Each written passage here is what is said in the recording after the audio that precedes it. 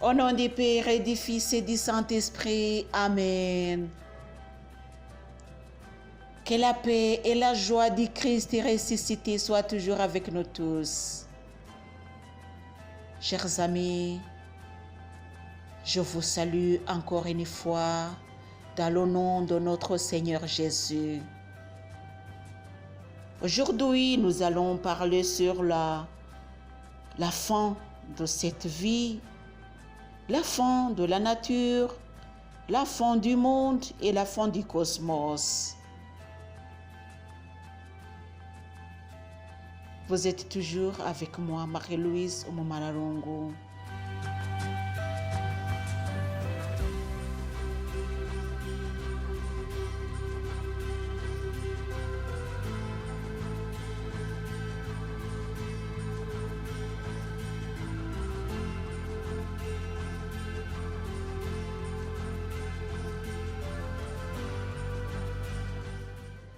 Chers amis, je vais lire le message de Kibeho Montagne prophétique. C'est le message donné par la Vierge Marie,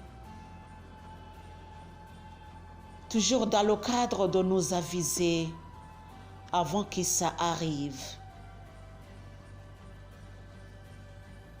Il y a le titre qui dit « Le monde du péché » et aussi la fin du monde et la fin du cosmos et toutes les catastrophes cosmiques annoncées dans l'Évangile arriveront.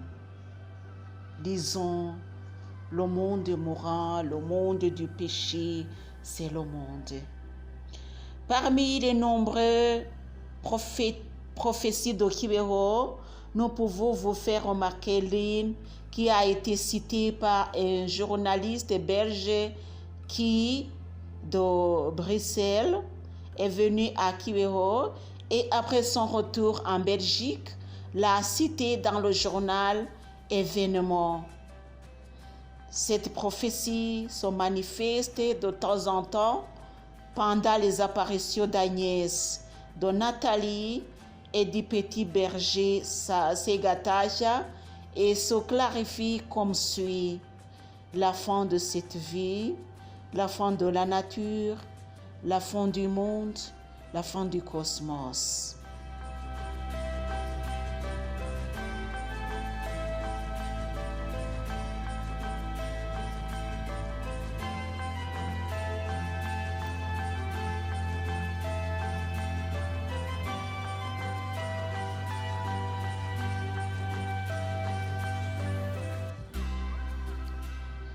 Chers amis, avant que je continue, il faut que je vous dise quelque chose.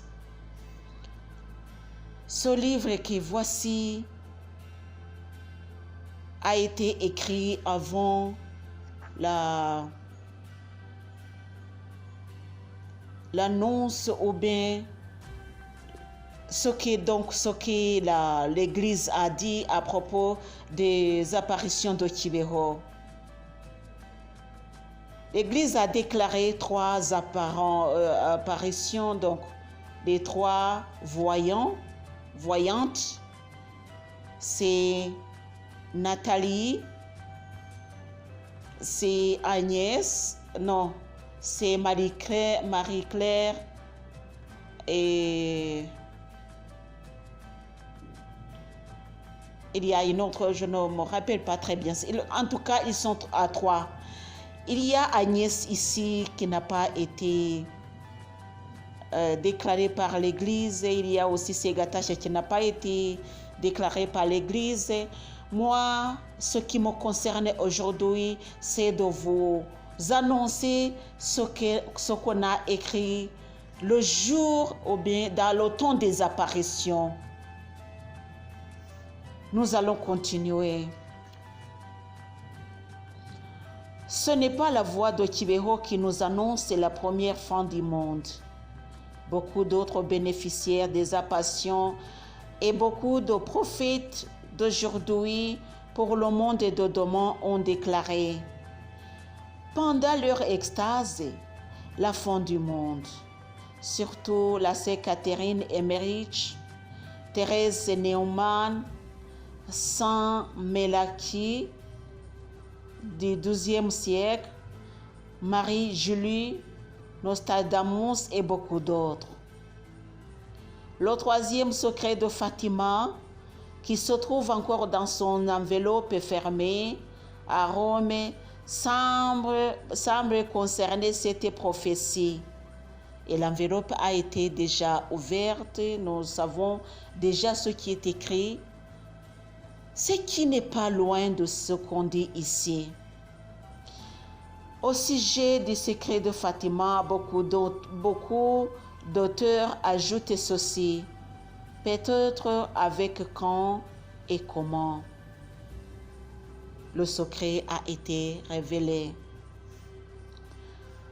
Non seulement Fatima et Kibeho, mais aussi l'Église nous rappelle le jour de colère, ce jour-là. Le Christ lui-même n'a pas cessé sous silence, n'a pas passé sous silence devant la fin du monde. Dans l'évangile selon Saint Matthieu, chapitre 24, du verset 29 au verset 31, le Christ déclare la fin du monde, la fin du cosmos. C'est l'évangile que nous sommes en train de méditer sur. Il nous confirme les catastrophes cosmiques et la venue en gloire du Fils de l'homme. Aussitôt après la fiction de ces jours-là, le soleil s'obscurera et la lune ne donnera pas de clarté et les astres tomberont du ciel et les puissances des cieux seront ébranlées. Et alors paraîtra le signe du Fils de l'homme dans le ciel, et alors se frapperont la poitrine toutes les tribus de la terre, et ils verront le Fils de l'homme venir sur les nuées du ciel avec puissance et beaucoup de gloire. Et il enverra ses anges avec la grande trompette, et ils rassembleront ses élus des quatre vents, des extrémités des cieux à leur extrémité. Le monde des péchés, le monde mourant. La fin du monde est prophétisée à Kibeho. La fin du monde a été prophétisée par les prophètes d'aujourd'hui et par d'autres bénéficiaires des appasions. La fin du monde a été prophétisée par les prophètes avant Jésus-Christ. La fin du monde a été déclarée par le Christ lui-même dans l'Évangile.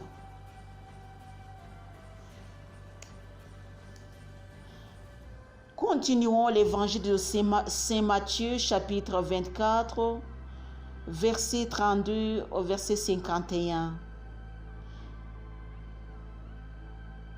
Parable du figuier, c'est le verset 32.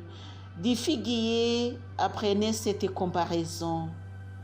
Dès que sa branche devient tendre et pousse les feuilles, vous comprenez que l'été est proche. Ainsi de vous, lorsque vous verrez tout cela, comprenez qu'il est proche aux portes. En vérité, je vous le dis, que cette génération ne passera pas avant que tout cela ne soit arrivé. Le ciel et la terre passeront, mais mes paroles ne sauraient passer. Quant à ce jour et cette heure, personne ne le sait, ni les anges des cieux, ni le Fils, il n'y a que le Père seul. Exhortation à la vigilance. l'exemple des Luc. Tels furent les jours de Noé, telle sera la venue du Fils de l'homme. Car de même qu'en ces jours devant le déluge, les gens mangeaient et buvaient, prenaient femme ou mari, jusqu'au jour où Noé entra dans l'arc, et qu'ils ne surent jusqu'à ce que vint le déluge, qui les enleva tous. Ainsi en sera-t-il de la venue du Fils de l'homme. Alors, de deux qui seront au champ, l'un sera pris et l'autre redescend. De deux qui moudront à la main, l'une sera prise et l'autre laissée. Veillez donc, parce que vous ne savez pas quel jour votre maître va venir. Exhortation à la vigilance. Le voleur de nuit. Comprenez-le bien, si le maître de maison avait su à quelle veille de la nuit le voleur allait venir, il aurait veillé et n'aurait pas laissé percer sa maison. Voilà pourquoi vous aussi, tenez-vous prêts, parce qu'à l'heure où vous n'y pensez pas que l'office, à l'heure où vous n'y pensez pas que le Fils de l'homme va venir. Exhortation à la vigilance. L'esclave fidèle et prudent. Quel est donc l'esclave fidèle et prudent que le Seigneur a établi sur sa domesticité pour lui donner la nourriture en temps voulu? Heureux cet esclave que son Seigneur en venant trouvera ainsi occupé. En vérité, je vous dis qu'il établira sur tous ses biens. Mais si ce mauvais esclave dit à son cœur, mon Seigneur tarde, et qu'il y mette à battre ses compagnons, et qu'il mange et boive avec les ivrognes, il arrivera le Seigneur de cet esclave un jour où il ne s'y attend pas, et à une heure qu'il ne sait pas, et il le retranchera et mettra sa part avec les hypocrites. Là seront les sanglots et les grincements des dents.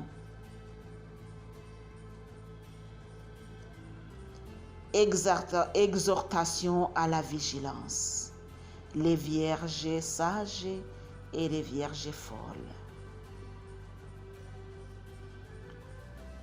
Alors le royaume des cieux ressemblera à des jeunes filles qui, prenant leurs lampes, sortirent au-devant de l'époux. 5 d'entre elles étaient folles et 5 étaient prudentes. Les folles, en effet, en prenant leurs lampes, n'avaient pas pris de l'huile avec elles, mais les prudents avaient pris de l'huile dans les fioles avec leurs lampes. Comme l'époux tardait, et les soupirs, tout et s'endormirent. Au milieu de la nuit, il y a eu un cri. Voilà l'époux, sortez au-devant de lui. Alors, toutes ces jeunes filles se levèrent et garnirent leurs lampes. Les folles dirent aux prudentes, donnez-nous de votre huile, parce que nos lampes s'éteignent. Les prudentes répondirent, cela ne suffirait pas pour nous et pour vous. Allez chez les marchands et achetez-vous-en. Tandis qu'elles s'en allaient pour en acheter, vint l'époux.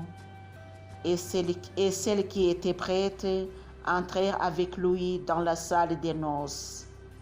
Et on ferma la porte. Finalement, viennent aussi autres jeunes filles qui disaient, « Seigneur, ouvre-nous. » Mais répondant,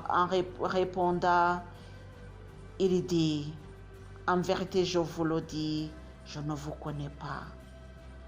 Veillez donc parce que vous ne savez ni jour ni l'heure. »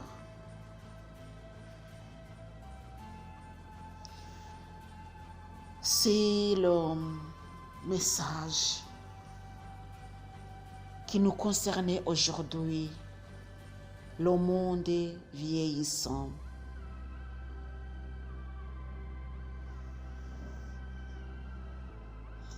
Et même laisser s'envoler.